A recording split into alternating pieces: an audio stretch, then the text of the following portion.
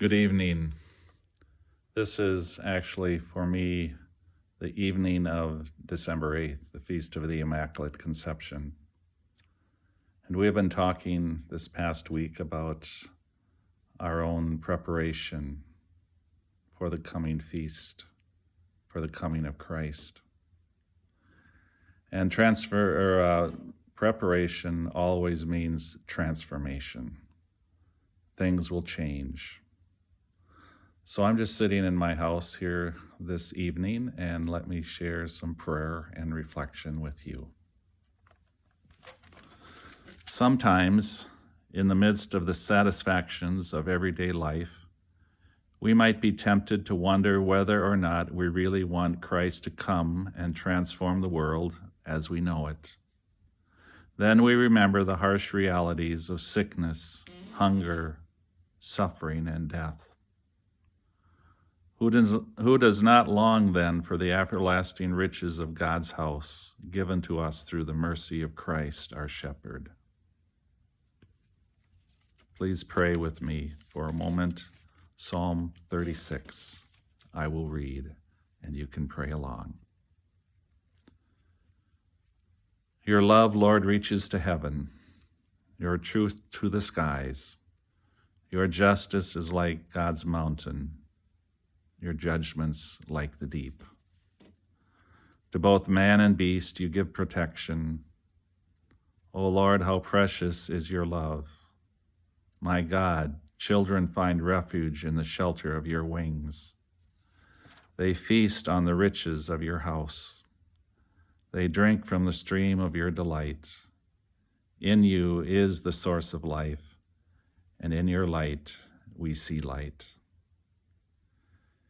Keep on loving those who know you, doing justice for upright hearts.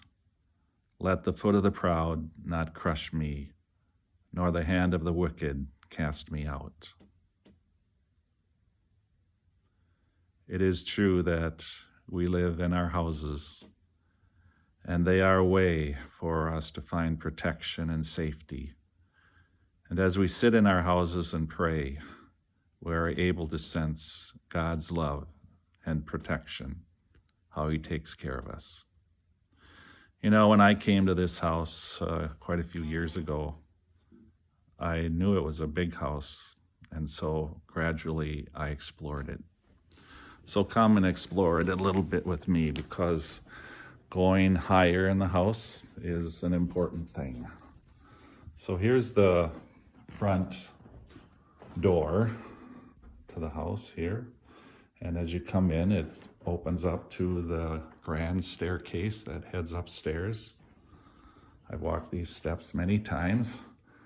I think I counted once, there's 17 steps to get to the upper floor.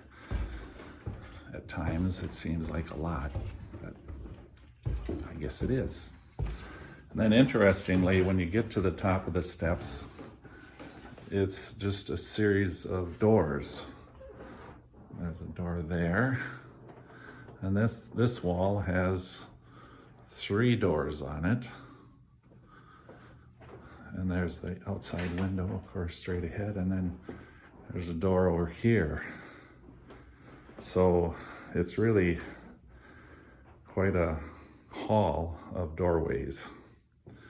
So tonight we're going to take this other doorway, this one right here, because it's kind of a one that goes to the attic. Most of you probably haven't seen my attic, so we're gonna go exploring tonight. And interestingly, when I came to this house, went up here in the attic, it's kind of a dirty old place that collects all kinds of things. I noticed that there was all kinds of Christmas decorations, a wreath, paper, other things. There's a small tree, and then here's a big tree. Obviously, whoever lived in this house, I don't know how old some of these things are, but they loved Christmas. And there were trees in the attic. There are trees in the basement, artificial trees. I've never really used all of them. And then here's the back room. Actually, there's more stuff in here, old lamps, and there's a mattress and some doors, how attics kind of look. So when I came here, I put some of my stuff I put my Christmas stuff up here. So these two green and red holders or barrels there are my Christmas stuff. Now this was the crib scene that my dad built when I was the one we always had in our home as I grew up. And nobody else wanted it, so somehow I ended up with it. And so every Christmas I put this up. And so maybe tonight, I see it's just sitting here empty now, but I have the bag of things here, like here's Mary. So since it's her day, Feast of the Immaculate Conception, and I think we should put Joseph there also.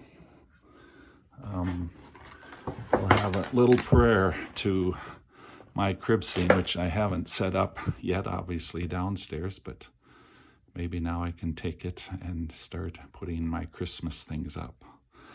So tonight, as we think about the transformation that Advent calls us to, here's a little poem that I thought said it well.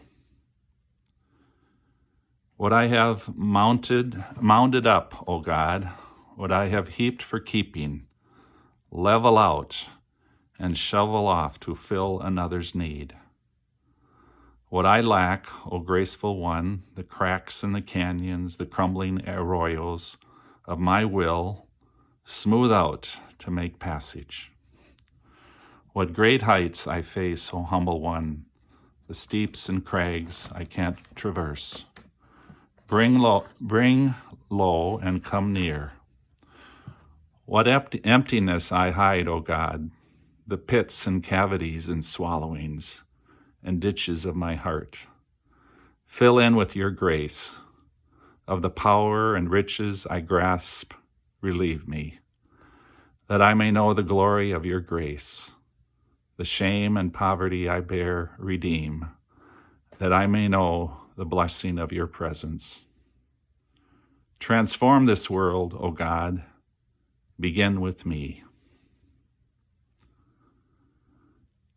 As you listen to this, at whatever time of the day it is a moment to again call upon God's grace and to be open to the way that God wants to transform you in these Advent days.